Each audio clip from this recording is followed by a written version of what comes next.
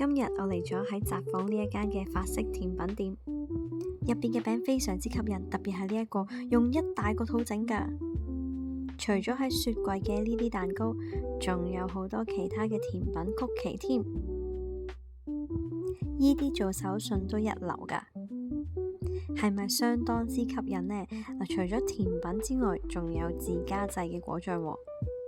本來嚟呢度我係想堂食㗎，因為佢堂食有多好多堂食限定嘅甜品，係冇辦法可以帶走㗎。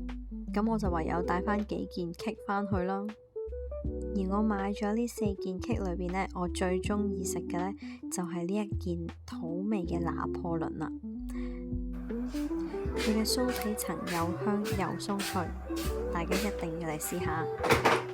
如果可以，梗係希望大家可以堂食試埋佢嘅堂食甜品啦。